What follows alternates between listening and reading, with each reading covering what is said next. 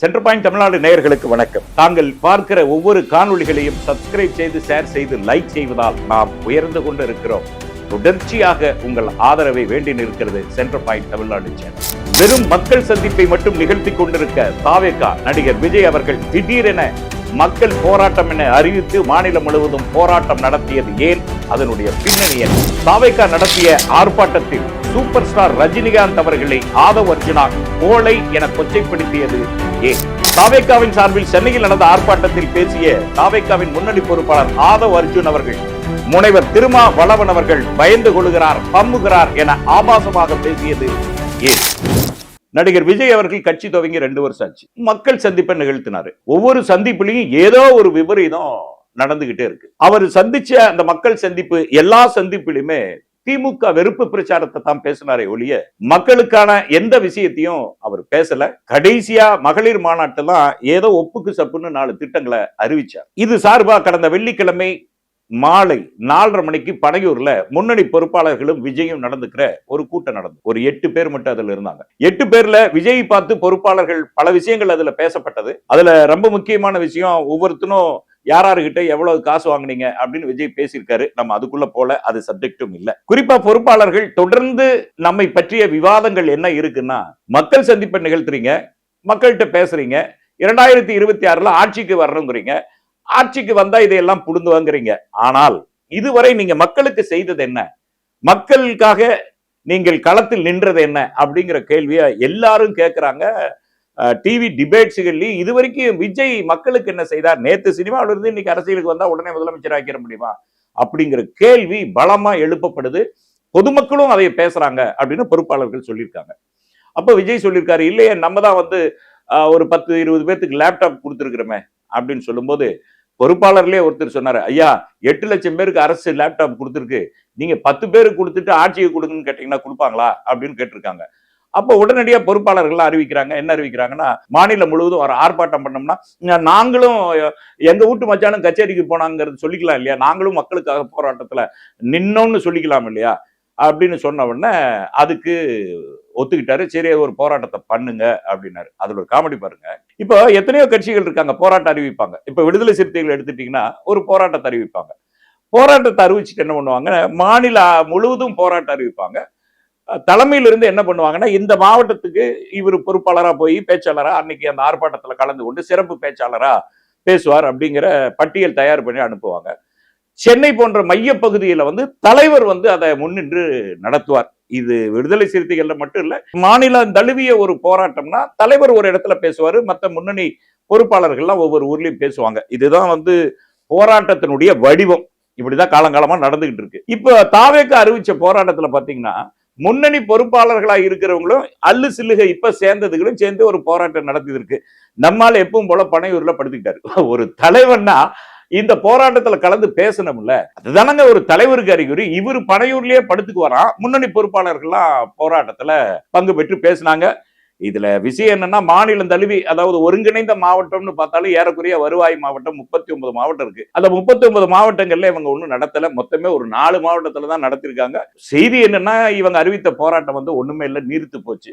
இன்னும் சொல்ல போனா விஜய் மேல இருந்த ஒரு பிம்ப சுக்குநூற உடஞ்சு போச்சு அப்படிங்கறதான் செய்தியா இருக்கு. இதுல வாய்க்கு வந்ததெல்லாம் கண்டபடி பேசினாங்க. திருவள்ளூர்ல இந்த ஊடக புள்ளின்னு ஒருத்தன் திரிறான், பெலிக்ஸ், அவன் பேசியிருக்கிறான்.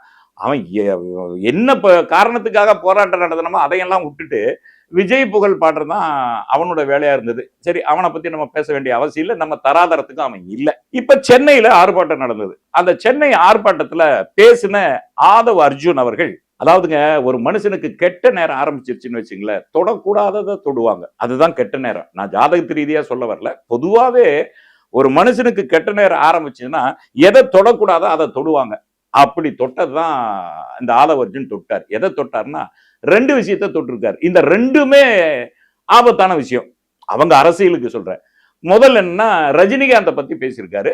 2வது முனைவர் திருமாவளவனை பற்றி பேசியிருக்காரு. அது இல்லாம என்ன பேசினார்னா, சாதிவாரி கணக்கெடுப்பை பத்தி பேசினாரு, சென்சஸை பத்தி பேசினாரு. இப்ப தேர்தல் அறிவிக்கிறதுக்கு இன்னொரு 5 நாள் இருக்கு. இப்ப அரசு வந்து எப்படி சாதிவாரி கணக்கெடுப்பு நடத்த முடியும்? நடத்தக்கூடிய சாத்தியக்கூறுகள் உண்டா? அப்படியே வந்து பீகார்ல நடத்தலையா அப்படின்னு கேட்காரு. பீகார்ல நிதிஷ்குமார் முதல்வராக இருந்தவர் ஏறக்குறைய 5 முறை முதல்வராக இருந்தாரு. சாதிவாரி கணக்கெடுப்பு அடுத்தா சட்டசபை தேர்தலில் வெற்றி பெற்றலாங்கிற ஒரு ஸ்ட்ராட்டஜி எடுத்தாரு. அதனால அங்க ஒரு பிரயோஜனம் நடந்தல. இப்ப பீகார்ல சாதிவாரி கணக்கெடுப்பு நடத்தாங்க, என்ன நடந்துருச்சு? ஒரு மாற்றமும் நிகழல.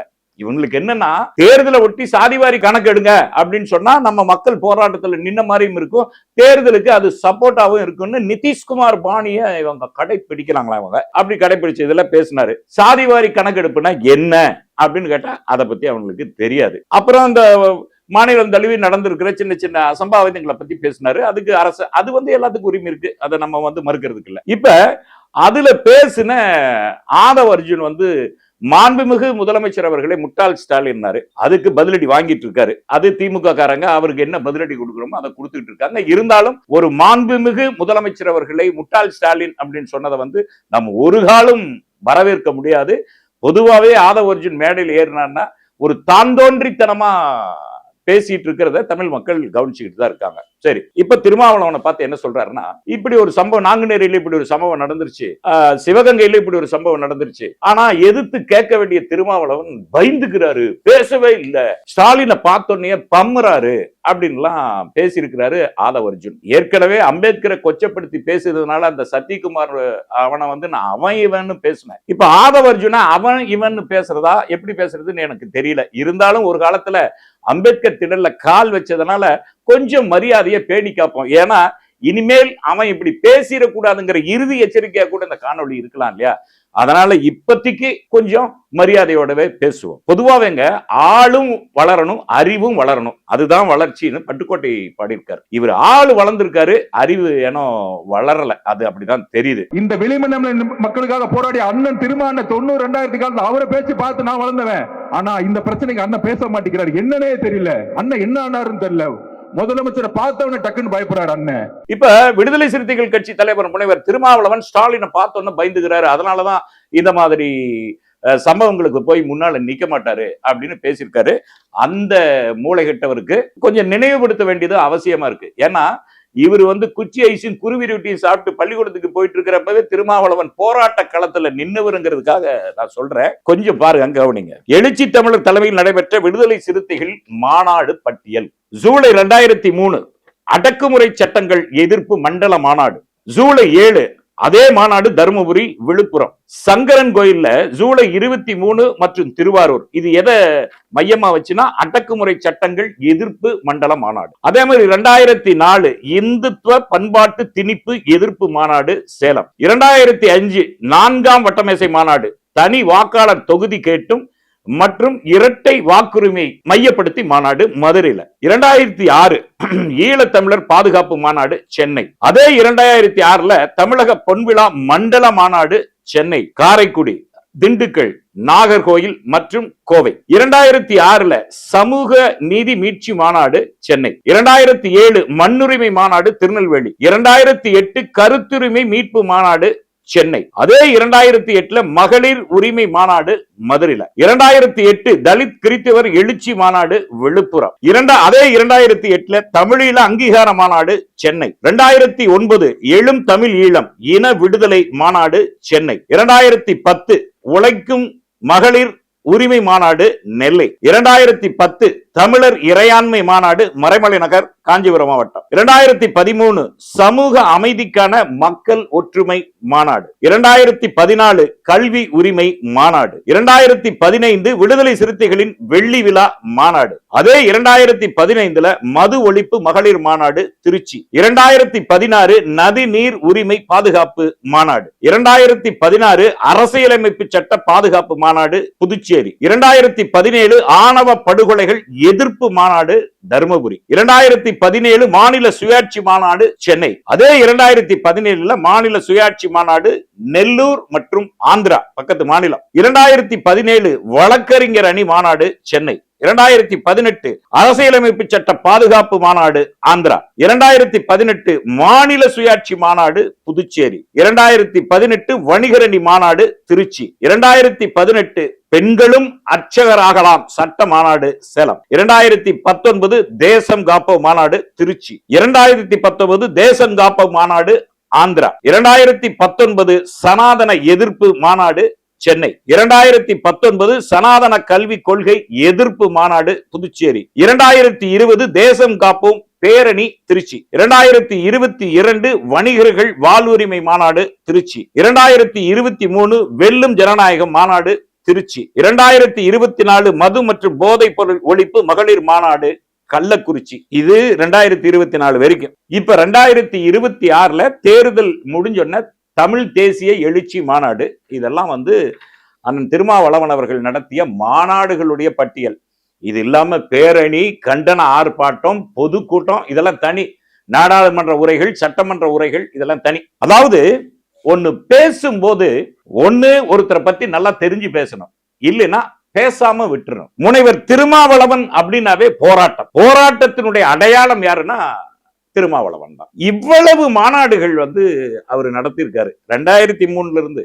அதுக்கு முன்னால அரசியல் கட்சியா மாறுறதுக்கு முன்னால அவருடைய போராட்டங்கள் எல்லாம் கண்ணில் ரத்தம் வரும். அப்படிப்பட்ட போராட்டங்கள் எல்லாம் நடத்தியிருக்காரு. அரசியல் கட்சி ஆனதுக்கு பிறகு அவர் நடத்திய மாநாடுகள் இவ்வளவு. இப்பேற்பட்ட ஒருத்தரை ஸ்டாலினை பார்த்தா பயந்துக்கிறாரு சொல்றாரு இந்த ஆதவ அர்ஜுன். மண்டையில ஏதாவது இருக்கா இல்லையான்னு தெரியல. வெகு சிலதை மட்டும் அவருக்கு நினைவுபடுத்த நான் விரும்புகிறேன். திமுக கூட்டணியில அங்கம் வகித்த போதே ஈழத்துல கொத்து கொத்தா உயிர்கள் பறிபோயிட்டு இருந்த அந்த நிலையில இந்திய பேரரசே போரை நிறுத்து அப்படின்னு சொல்லி உயிரை துச்சமா மதிச்சுட்டு போய் மறைமலர் நகர்ல சாகும் வரை உண்ணாவிரத போராட்டத்தை நடத்தியவர் அண்ணன் திருமாவளவன். அதே மாதிரி 5-6 நாட்டு படைகள் சிலோனை சுத்தி யுத்தம் பண்ணிட்டு இருக்கிற அந்த நாட்கள்ல கூட நேரடியா போய் மேதகு தலைவர் பிரபாகரன் அவர்களை சந்தித்து மானுட ஒன்றுகூடல் மாநாட்டுக்கு போய் சந்திச்சு அங்க இருக்கிற தளபதிகளோட உரையாடிட்டு நாட்டு நடப்பை பத்தி பேசிட்டு, யுத்தத்தை பத்தி பேசிட்டு, தமிழ்நாட்டு அரசியலை பார்த்துட்டு, ஈழ அரசியலை பத்தி பேசிட்டு வந்தவர் அண்ணன் திருமாவளவன். எந்த ராணுவத்துக்கும் ஒண்ணு அஞ்சல. இதுக்கப்புறமும் சொல்றேன், 2009 முள்ளிவாய்க்கால் போர், அந்த ஈழத்தினுடைய போர் மௌனமாக்கப்பட்ட பிறகு அங்க ஈழத்துல சித்திரவதை முகாம்ல நம்ம தமிழர்கள் போட்டு வதைக்கப்படுறாங்க. அந்த நேரத்துல சிங்கள ராணுவம் அங்க இருக்கு.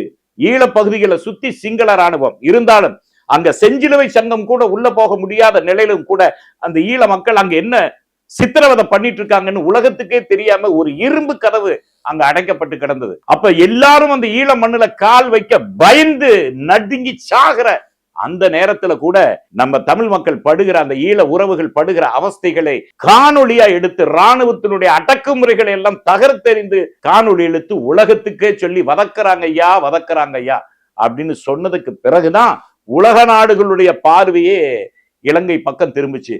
அவரை போய் துணிச்சல் இல்லைன்னு சொல்றீங்களே ஆதவ அர்ஜுன். இன்னும் ஒண்ணு குறிப்பிடுறேன், இன்னைக்கு பாஜகவை பார்த்து பயப்படாத தலைவர்களே இந்தியாவில கிடையாது. உங்க தலைவர்ல இருந்து எடப்பாடி பழனிசாமி வரைக்கும் அப்படி கை கட்டி வேற உட்காந்துக்கிறது எல்லாத்துக்கும் தெரியும். அப்பேற்பட்ட பாஜகவையும் பாஜகவை இயக்குகிற RSS-ஐயும் செதிலா நொறுக்கிட்டு இருக்கிறவரு அண்ணன் திருமாவளவன் அவர்கள். இதையும் மீறி ஒண்ணு சொல்லட்டா, பாராளுமன்றத்துல அமித்ஷா உள்ள வரும்போது பாராளுமன்ற மரபை மீறி ஜெய் ஸ்ரீராம் அப்படின்னு சொல்லும் போது உடனே எந்திரிச்ச ஒரு தலைவர் அண்ணன் திருமாவளவன் ஜெய் பீம் அல்லாஹு அக்பர் அப்படின்னு முழங்கின முழக்கம் இருக்குல்ல, யாராலையும் செய்ய முடியாத ஒரு காரியம் அது. அவ்வளவு துணிச்சல் மிக்கவர் அண்ணன் திருமாவளவன் அவர்கள். 2011ஆம் ஆண்டு ஆந்திர மாநிலம் லட்சுமிபேட்டைன்னு ஒரு ஊரு. அங்க ஆதிக்க சாதி வெறியர்களால் பட்டியலின மக்கள் தாக்கப்படுறாங்க. கட்டப்பாறையிலேயே குத்தி சாகடிக்கிறாங்க. காலை 4 மணி நள்ளிரவில் கிளம்பி காலையில போய் களத்துல நின்னு அந்த சாதி சண்டையில போய் களத்துல நின்னவர் அண்ணன் திருமாவளவன். இது மாதிரி எத்தனையோ சொல்றது. அவருடைய போராட்டம் 1983 காலகட்டத்திலிருந்து இந்த நிலை வரை, இந்த நிமிடம் வரை அவருடைய வாழ்க்கை என்பது போராட்ட களத்தில் தான் இருந்திருக்கே ஒழிய உங்களை மாதிரி சூதாட்ட களத்தில் இல்லை. ஆனா உங்க தலைவர் அப்படி கை நீட்டி சொல்லிட முடியுமா? இத்தனை சொல்றேன்ல, இத்தனை மாநாடுகள், இத்தனை வீரம் தெரிந்த போராட்டத்துக்குள்ள பட்டியலிடல உங்க தலைவன் இந்த மாதிரி ஒரு போராட்டம் பண்ணான்னு சொல்லுங்க பார்க்கலாம். சினிமாவில வில்லனை அடங்கி இருக்கலாம், சினிமாவில மக்களுக்காக பேசியிருக்கலாம், நிஜத்தில் எந்த மக்களுக்காக நீங்க பேசியிருக்கீங்க? அப்ப தேர்தல் வருது, நாங்களும் போராட்டம் நடத்தணும் அப்படின்னு சொல்றதுக்கு ஒரு போராட்டத்தை நடத்திட்டு அதுல யாரை காயப்படுத்துகிறீர்கள்? அண்ணன் திருமாவளவனையா? திருமாவளவன் என்கிற பெயரை சொல்லுவதற்கு கூட ஆதவ் அர்ஜுனாவுக்கும் தகுதி இல்லை, அவர்களின் தலைவன் விஜய்க்கும் தகுதி இல்லை என்பதை முதல்ல புரிஞ்சுக்கணும். ஆதவ் அர்ஜுனுடைய அந்த குணத்தை பாருங்க. எப்பவுமே இவர் திமுகவுல வேலை செஞ்சாரு, சும்மா ஒண்ணு வேலை செய்யல, சம்பளத்துக்கு வேலை செஞ்சாரு. இப்ப உடனே திமுகவை குறை சொல்றாரு. என்னையே வந்து பதவியேற்பு விழாவில் தூக்கி ஓரமா உட்கார வச்சுட்டாங்க. நீ வேலைக்கு போனா சம்பளம் வாங்கிட்ட, ஐயா ஒரு வீடு கட்டுறோம், அந்த வீடு யார் கட்டுவா? ஓனர் பணத்தை கொடுப்பாரு, வீடு கட்டுறோம். மேஷன் தான் கட்டுவாரு, மேஸ்திரி தான் கட்டுவாரு. அதுக்காக மேஸ்திரி கூப்பிட்டு இந்த அந்த வீடு கட்டி இருக்கிறீங்க, நீங்க வந்து நடு வீட்டுல உட்காந்துக்கீங்கன்னு அக்ரிமெண்டா போட்டு கொடுப்பாங்க? என்ன பேச்சு இது? ஒரு முட்டாள்தனமான பேச்சா இல்லையா? இப்ப திமுகவுக்காக நீங்க வேலை செஞ்சீங்க, அதுக்கு என்ன சம்பளமோ அதை கொடுத்துட்டாங்க, அதோட முடிஞ்சு போச்சு. உடனே திமுகவை குற்றம் சொல்றது, கண்டபடி பேசுறது. அதே மாதிரி அதுக்கப்புறம் பதவி வேணுங்கிறதுக்காக விடுதலை சிறுத்தைகளுக்கு வந்தீங்க. ஒரு எம்பி போஸ்ட் எப்படியாவது வாங்கி பதவி ஏத்துக்கணும்னு வந்தீங்க. உங்களுடைய சூழ்ச்சி எண்ணத்தை முதல்ல தெரிஞ்சுதான் அழகா கட் பண்ணி தூக்கி போட்டாரு அண்ணன் திருமாவளவன் அவர்கள். அப்ப உங்களுடைய மைத்துனர் சார்லஸ் என்ன சொல்றாரு? கரூர் சம்பவ பின்னணியில் ஆதவ் அர்ஜுனா விஜயை காலி செய்ய கொடுக்கப்பட்ட அசைன்மெண்ட் போட்டு உடைத்த மைத்துனர். ஆதவ் அர்ஜுனாவின் மைத்துனர் ஜோஸ் சார்லஸ் மார்டின் பரபரப்பு தகவலை வெளியிட்டுள்ளார். நடிகர் விஜய்க்கு அறிவிக்கும் வகையில் சில தகவலை வெளியிட்டுள்ள ஜோஸ் சார்லஸ் மார்டின், ஆதவ் அர்ஜுனா தமிழக வெற்றிக் கழகத்தில் இணைந்தது முதல் விஜயின் நலன் விரும்பியாக நான் ஒரு உண்மையை உரக்கச் சொல்லிக் கொண்டே இருக்கிறேன். தாவேக்கவுடன் எந்த கட்சியும் கூட்டணி வைக்க முடியாமல் முட்டுக்கட்டை போடுவது ஆதவ் அர்ஜுனாதான். இதற்கு பின்னால் அவருடைய சுயநலமும் அதிகார பசியும் மட்டுமே இருக்கிறது என தெரிவித்துள்ள ஜோஸ் சார்லஸ் மார்டின், தாவேக்கவிற்கு கிடைக்க வேண்டிய மக்கள் ஆதரவை திசை மாற்றி அதை எதிரணிக்கு சாதகமாக்கும் சதி வேலைகளை அவர் மிக கச்சிதமாக செய்து வருகிறார். அதன் ஒரு பகுதிதான் கரூர் துயர சம்பவம். 41 அப்பாவி உயிர்கள் பறிபோன அந்த கோர சம்பவத்திற்கு பின்னணியில் சகுனியாக இருந்து காய் நகர்த்தியவர் இவர்தான். சிபிஐ விசாரணையில் இவரது முகத்திரை கிழியும் என்பது உறுதி. ரொம்ப ஆபத்தானவன், பேராபத்தானவன், என்னையும் என் மனைவியும் பிரிக்க பார்த்தவன், எங்க அப்பாவையும் எங்க அம்மாவையும் பிரிக்க பார்த்தவன். அவரு விஜய்க்கு ஆலோசனை சொல்றாரு, அவனை தூக்கி வெளியே போடுங்க, இல்லைன்னா தாவேக்காங்கிற அரசியல் பயணம் பாதியிலேயே முடிச்சு கொடுத்துருவான் அப்படிங்கிறாரு. ஏன் அப்படின்னு கேக்குறாங்க பத்திரிகையாளர். ஏங்க உங்க மைத்துனரை இப்படி சொல்றீங்க? இல்லங்க, அவன் எங்க போனாலும் தலைவரை எல்லாம் மதிக்க மாட்டான், அந்த இயக்கத்துக்கு தானே தலைவருங்கிற மாதிரி கட்டமைப்பான், முடிஞ்சா கட்சியும் உடைப்பான் அப்படிங்கிறாரு. யாரு? ஆதவ் அர்ஜுனை முற்றுமுழுதாக தெரிந்து கொண்ட அவருடைய மைத்துனர் சார்லஸ். எப்பேற்பட்ட ஆபத்தானவன் பாத்தீங்களா? எப்பேற்பட்ட ஆபத்து அவர் பேசியிருக்காருங்க ஒரு காணொலியில. அந்த காணொலியை நீங்க பாருங்க. அதாவது ஊழல் பண்ணலாங்க, மக்களை சாவடிச்சு ஊழல் பண்ணக்கூடாதுங்க எங்களுடைய கோரிக்கை. அரசியல் படிக்கிறது, அதாவது ஊழல் பண்ணலாங்க, மக்களை சாவடிச்சு ஊழல் பண்ணக்கூடாதுங்க எங்களுடைய கோரிக்கை. அதாவது லஞ்சம் வாங்குங்க, தப்பு இல்ல, ஆனா அதனால மக்கள் பாதிக்கப்படக்கூடாது. எப்பேற்பட்ட சூதாட்டம் பாத்தீங்களா? லஞ்சம் வாங்குறதே தப்பு இல்லைங்கிறாங்க. அவங்க எப்படிங்க ஒரு கட்சியில வந்து ஒரு முக்கிய பொறுப்பாளரா இருக்க முடியும்? ஆனா இப்ப என்ன, லஞ்சத்துக்கு எதிராக தாவேக்கான்னு இவங்க தான் பேசுறாங்க, ஆனா லஞ்சம் வாங்குறது தப்பு இல்லைன்னு முன்னணி பொறுப்பாளர்கள் பேசுறாங்க. ஆதவ் அர்ஜுன் அவர்களின் தற்குறித்தனமான பேச்சு இன்றைக்கு அவர்களுக்கு பேக் ஃபயர் ஆயிருக்கு, ஒட்டுமொத்தமா பேக் ஃபயர் ஆயிருக்கு. எதை தொட்டா அழிவு வருமோ அதை தொட்டு இருக்கிறார் ஆதவ் அர்ஜுன் அவர்கள். இன்னொன்னு என்னன்னா, இந்த பொறுப்பாளர்கள் செய்கிற இது மாதிரியான தாந்தோன்றி தனங்களை தட்டி கேட்க திராணி இல்லாத ஒரு நபர் தான் அந்த தாவேக்காவின் தலைவராக இருக்கிற விஜய். அடுத்தது என்ன பண்ணிருக்காரு தெரியுமா? சூப்பர் ஸ்டார் ரஜினிகாந்த் அவரை தொட்டிருக்காரு. என்னவனா, அவரு கட்சி ஆரம்பிக்கிறதா தான் இருந்தது, அதுக்கான கூட்டங்கள் எல்லாம் நடத்தினாரு. ஆனா திமுக அவரை மிரட்டி கட்சி ஆரம்பிக்க விடாம பண்ணிருச்சு அப்படின்னு ஒரு அபாண்ட பொய்ய பேசியிருக்காரு. இதுக்கு நம்ம விளக்கம் கொடுத்தா அது தவறா இருக்குங்க. சூப்பர் ஸ்டார் ரஜினிகாந்தே சொல்றாரு, கேளுங்க. பாலிடிக்ஸ் நான் வந்து ஆகணும் அப்படின்னு சொல்லிட்டு இதாகும்போது அன்எக்ஸ்பெக்டட்லி யூனோ கொரோனா வந்துடுச்சு. நான் வந்து இம்யூனோ சப்ரசன்ட் மெடிசன் சாப்பிட்டுட்டு இருக்கேன். கொரோனா வந்து செகண்ட் வேவ் ஸ்டார்ட் ஆயிடுச்சு.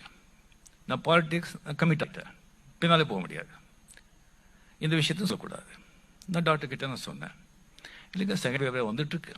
ஆஸ் எ டாக்டர், நீங்கள் பொலிட்டிக்கல் பார்ட்டி ஸ்டார்ட் பண்ணி இது பண்ணுறது, I can't interfere in that. But as a doctor நீங்கள் வந்து இந்த கேம்பெயினிங் போகிறது, பப்ளிக்கை மீட் பண்ணுறது, அதெல்லாம் சேவ் பண்ணக்கூடாது. செகண்ட் வேவ் வந்துட்டு இருக்கு. செகண்ட் ஜெர்மன், இங்கிலாந்து அங்கெல்லாம் ஸ்டார்ட் ஆகிடுச்சு. அங்கெல்லாம் இங்கே வந்து எப்படி வந்து எலெக்ஷன் வச்சுக்கிறாங்க. So as a doctor, as a personal doctor, I won't allow you for a campaign, if at all. நீங்கள் அப்படி போகணும்னு சொன்னால் 10 feet தள்ளி தான் போகணும். கேம்பெயின் டேஸ்டிங்லாம் போகும்போது மாஸ்க் போட்டு தான் போனோம், மாஸ்க் கேட்கவே கூடாது. These are all the restrictions. நான் வேன் ஏறினாலே ஃபர்ஸ்ட் மாஸ்க் எடுன்னு சொல்லுவாங்க. கூட்டம் வந்து 10 அடி சான்ஸே கிடையாது. எப்படி செய்ய முடியும்? எப்படி தான் வெளியே சொல்றது? சொன்னா நம்ம பயந்துட்டாங்க பாலிட்டிக்ஸ்க்கு. ஒரு வாட்டி முன்னாலே போன ரெப்புடேஷன் ஆகும். இப்படியெல்லாம் எனக்கு வந்து பயமுறுத்து. டாக்டர் கிட்ட அதுக்கெல்லாம் வந்து நீங்க வந்து பயப்பட வேண்டாம். நீங்க சொல்லுங்க, எங்க எந்த மீடியா கூப்பிடுங்க, நான் வந்து சொல்றேன். ஓகே, ஃபேன்ஸ் உங்களை கூப்பிடுங்க, நான் சொல்றேன். ஃபேக்ட், ஹெல்த், இதுக்கு ஒன்றும் பயப்படாம போய் சொல்லல. அதுக்கப்புறம் தான் நான் ஓப்பனா வந்து நான் பாலிடிக்ஸ் வரலன்னு சொல்லி இந்த ரீசன் தான் சொன்னேன். அவரே என்ன சொல்றாரு, எதனால கட்சி ஆரம்பிக்கலைன்னா கொரோனா காலகட்டம், மக்களை சந்திக்கணும்னா 10 அடி இடைவெளியில தான் சந்திக்கணும், அப்படி ஒரு அரசியல் எனக்கு வேண்டாம்னு அவரே தான் அரசியல் இருந்து ஒதுங்கிட்டார். மற்றபடி ஆதவ் அர்ஜுன் எடை போடுற மாதிரி சூப்பர் ஸ்டார் ரஜினிகாந்த் அவர்கள் கோலை எல்லாம் கிடையாது. ஒன்னு சொல்லட்டுமா, போயஸ் கார்டன்ல தான் வீடு, அம்மையார் ஜெயலலிதா அவர்களின் வீடு அங்கதான் இருக்கு. ஒரு தடவை உள்ள போகும்போது ரஜினியுடைய காரை நிறுத்தி செக் பண்ணணும்னாங்க. ரஜினின்னு தெரிஞ்சுக்கிட்டே அது வேணும்னு செஞ்சது. என்ன பண்ணாரு தெரியுமா, இறங்கினார், சாவி தூக்கி அப்படி சல்லுன்னு போட்டுட்டு செக் பண்ணிட்டு காரை கொண்டு வந்து நிறுத்துக்கிட்டு போயிட்டார். அந்த மாதிரி வீரம் உள்ளவர். அவரோட ஏதாவது ஒரு வகையில பழகணும், ஏதாவது ஒரு வகையில அவரோட ஐக்கியமாகணும், ஏதாவது ஒரு வகையில அவர் கூட பேசணும்னு நினைக்காத முதலமைச்சர்களே இந்தியாவில் கிடையாது, பிரதமர்களும் கிடையாது. பெரிய பெரிய மடங்கள் இருக்குல்ல, அப்பேற்பட்ட ஞானர்கள், சித்தர்கள், அவங்க எல்லாம் கூட ரஜினியை பார்த்து அவரோட எப்படியாவது பழகணும், அவரோட பேசணும், ஒரு தடவையாவது அவரோட பேசணும்னு நினைக்கிற ஒரு பெரிய சக்தி சூப்பர் ஸ்டார் ரஜினிகாந்த் அவர்கள். இன்னைக்கும் எந்த தேர்தல் வந்தாலும் ரஜினி வாய்ஸ் அப்படின்னா அது வெற்றிக்கான ஒரு ஆயுதம். இங்க மட்டும் இல்ல, ஆந்திரா, கேரளா, கர்நாடகா எல்லாத்துலயும் ரஜினி வாய்ஸ் என்ன சொல்லுதுன்னு காத்துட்டு இருக்கிற ஒரு பெரிய சக்தி சூப்பர் ஸ்டார் ரஜினிகாந்த் அவர்கள். உனக்கு தெரியுமா அது? இன்னொன்னு சொல்றேன், பாண்டியன் படம் ஷூட்டிங் ஏவிஎம்ல முடிச்சுட்டு வரும்போது நூடி ரோட்ல சிஎம் வராங்க, ஜெயலலிதா வராங்கன்ட்டு எல்லாத்தையும் பிளாக் பண்ணிட்டாங்க. அப்படியே வண்டி நிக்குது. 5 நிமிஷம் பார்த்தாரு, 10 நிமிஷம் பார்த்தாரு. டக்குன்னு கார் ஷூட்டிங் முடிச்சுட்டு வந்துட்டு இருக்காரு அவரு. டக்குன்னு கார் கதவை திறந்து உள்ள போய் அங்க இருக்கிற பெட்டி கடையில ஒரு சிகரெட்டை வாங்கி அப்படி இப்படி போட்டாரு பாருங்க. ஒட்டுமொத்த அம்மாவை பார்க்க வந்தவன்ல இவரை பார்க்க வந்து விட்டான். அதுக்கப்புறம் போலீஸ்காரங்க ஐயா வண்டியில ஏறுங்கயான்னு சொல்லி போலீஸ்காரன் வழியை சரி பண்ணி இவரை அனுப்பிச்சு விட்டான். அந்த மாதிரி இன்னும் சொல்றேன், அம்மையார் ஜெயலலிதா ஒரு பவர்ஃபுல் லேடியா, அதிகாரம் அவ்வளவும் இருந்தும் அந்த நேரத்துல கூட பகிரங்கமா பேட்டி கொடுத்தாரு. இனியும் அதிமுகவுக்கு ஓட்டு போட்டால், இரட்டை இலைக்கு ஓட்டு போட்டால் தமிழகத்தை ஆண்டவனால் கூட காப்பாற்ற முடியாதுன்னு பகிரங்கமா பேட்டி கொடுத்தவர் சூப்பர் ஸ்டார் ரஜினிகாந்த். அவர் இயல்புலேயே பயங்கர வீரம் படைச்சவர், சினிமாவிலையும் பாட்ஷா மாதிரி இருக்கிறவர் தான் அவரும். அவரையும் என்னமோ திமுக தான் அவரை வந்து கட்சி ஆரம்பிக்க விடாம தடுச்சிருச்சுன்னு அபாண்டமான ஒரு பொய்ய சொல்லியிருக்காரு. அவர் பொய் சொல்லுவார், எப்பவுமே பொய்யை தான். மேடையில் ஏறினாவே பொய்யிலேயே பேசுறாரு. அவர் மேடை ஏறினாவே பொய் தான் பேசுறாரு. ஒரு இளவும் அதில் இல்ல. சாதிவாரி கணக்கெடுப்புனா என்னன்னு தெரியல, வகுப்புவாத பிரதிநிதி சட்டம்னா என்னன்னு தெரியல. எந்த நிர்வாகத்தை எந்த அரசு, மாநில அரசு நிர்வகிக்குதா, மத்திய அரசு நிர்வகிக்குதா, அந்த அடிப்படை அறிவு கூட இல்லாத ஆதவ் அர்ஜுன் அவர்கள் நடிகர் சூப்பர் ஸ்டார் ரஜினிகாந்தை ஏதோ ரொம்ப பயந்துட்டு தான் அவர் கட்சி ஆரம்பிக்கலன்னு இப்படி ஒரு அபாண்டத்தை பேசியிருக்காரு. வலைதளங்கள் முழுவதும் ரஜினி ரசிகர்கள் கொந்தளிச்சு இப்படித்தான் இல்ல கண்டபடி பேசுறாங்க. இப்ப திமுக மாண்புமிகு மு.க. ஸ்டாலின் அவர்களை முட்டாள்னு சொன்னதுனால திமுக காரணம் அடிக்கிறான். இந்த பக்கம் சூப்பர் ஸ்டார் ரஜினிகாந்தினுடைய ரசிகர்கள், ஏங்க என்னங்க விஜய் இப்ப வந்தவங்க, சூப்பர் ஸ்டார் ரஜினிகாந்த் எப்ப இருந்து இருக்காரு, உலகம் முழுவதும் ரசிகர்களை வச்சிருக்காரு. ஒன்னு சொல்லட்டுமா, சைனா, ஒட்டுமொத்த சைனா, இந்தியாவோட எவ்வளவு மக்கள் தொகை கொண்ட நாடு சைனா, ஜப்பான் எல்லாம் ரஜினிக்கு அவ்வளவு ரசிகர்கள். அவர் படம் ரிலீஸ் ஆச்சுன்னா ஜப்பான்ல இருந்தும், சீனாவில இருந்தும், கொரியால இருந்து வந்துட்டு போறான். அப்பேற்பட்ட சூப்பர் ஸ்டாரை பயந்தாங்கொல்லின்னு சொல்றீங்களே ஆதவ் அர்ஜுன், நீங்க, நான் தெரியாம கேட்கறது, உண்மையாகவே நீங்க சுயநலத்தோட தான் பேசுறீங்களா, அல்லது சுயநலம் இல்லாத ஒரு அதிகார பசியில மூலகையில குழம்பி போச்சா அப்படிங்கிறது எனக்கு சந்தேகமா இருக்கு. ஆகவே இன்றைக்கும் திரை ஆளுமையாக இருக்கும் சூப்பர் ஸ்டார் ரஜினிகாந்த் அவர்களையும், அரசியல் ஆளுமையாக இருக்கிற முனைவர் திருமாவளவன் அவர்களையும் கொச்சைப்படுத்தி பேசிய ஆதவ் அர்ஜுன் அவர்களே, திருப்பியும் சொல்றேன், அவர்களேன்னு உங்களுக்கு நான் மரியாதை கொடுக்கிறது தெரிஞ்சோ தெரியாமலோ அறிஞ்சோ அறியாமலோ அம்பேத்கர் திடல்ல நீங்க காலை வச்சிருக்கிறீங்க. தலைவர் திருமாவளவனோட கொஞ்சம் காலமாவது பழகி இருக்கீங்க அப்படிங்கிற அந்த மரியாதையில இன்றைக்கும் மரியாதை கொடுத்து நாகரீகமாக பேசிக் கொண்டிருக்கிறேன். இனி வரும் காலங்களில் திருமாவளவனை நீங்கள் தொட்டால் எதிர்வினைகள் வேறு மாதிரி இருக்கும் என்று நான் எச்சரிக்க விரும்புகிறேன். திரு ஆதவ் அர்ஜுன் அவர்களே, நான் திரும்ப திரும்ப ஒன்னு சொல்றேன், தேர்தல் என்பது வியாபாரம் இல்ல. நீங்க நினைக்கிற மாதிரி ஒரு சூதாட்ட களம் அல்ல அரசியல். அரசியல் என்பது மக்களுக்காக பண்றதுதான் அரசியலா இருக்கும். மக்களுடைய வேதனைகளுக்காக பண்றதுதான் அரசியலா இருக்கும். மக்களுடைய வழிகளை தீர்க்கக்கூடியதுதான் அரசியலா இருக்கும். மக்களுடைய அடிப்படைகளை பூர்த்தி செய்வதற்காக போராடுகிற போராட்டம் தான் அரசியல் களமாக இருக்க முடியுமே தவிர, நீங்கள் பிறந்து வளர்ந்த லாட்டரி சீட்டு வியாபாரம் இருக்குல்ல, அது வல்ல அரசியல். நீங்கள் திரும்ப திரும்ப தாவைக்காவின் மேடைகளில் லாட்டரி சீட்டு வியாபாரத்தை எப்படி நடத்துவீர்களோ அதே போல்தான் அரசியல் களத்தையும் நினைத்துக் கொண்டிருக்கிறீர்கள். உங்கள் தலைவர் விஜயும் அதைத்தான் நினைத்துக் கொண்டிருக்கிறார். இப்ப பகிரங்கமா உங்ககிட்ட ஒரு கேள்வி கேட்கட்டுமா? சூப்பர் ஸ்டார் ரஜினிகாந்த கோலைன்னு சொல்லிட்டீங்கல்ல, முக ஸ்டாலினை பார்த்து திரும்ப பயந்துகிறாருன்னு சொல்லிட்டீங்களா? இப்ப பகிரங்கமா உங்ககிட்ட கேள்வி கேட்கிறேன். விழுப்புரம் மாநாட்டுல உங்க தலைவர் என்ன பேசினாரு? நம்மை தேடி வரலாம் இல்லையா, நாம ஆட்சியில பங்கு கொடுக்கணும் இல்லையா, ஆமா இல்லையா, லொலொலொலொலொலையா பேசுனீங்கல்ல. ஒரு கட்சியும் உங்களை தேடி வரல. வந்த ஒரு இஸ்லாமிய கட்சி அது விட்டா போதுன்னு அதுவும் ஓடிடுச்சு. இப்ப நான் கேட்கிறேன், ஒரு சவாலாவே கேட்கிறேன், உங்களுக்கும் உங்க தலைவனுக்கும் ஆண்மைன்னு ஒண்ணு இருந்தா, உங்களுக்கும் உங்க தலைவனுக்கு துப்புன்னு ஒண்ணு இருந்தா, உங்களுக்கும் உங்க தலைவனுக்கு வக்குன்னு ஒண்ணு இருந்தா, 2026 தேர்தலை எவன் கூடயும் கூட்டணி வைக்காம தனிச்சு நின்னு 3% 3 விழுக்காடு ஓட்டை நீங்க தமிழ்நாட்டுல வாங்கி காமிச்சிருங்கடா, அதுக்கப்புறம் பேசலாம்டா. நடுநிலை தவறாத சென்டர் பாயிண்ட்.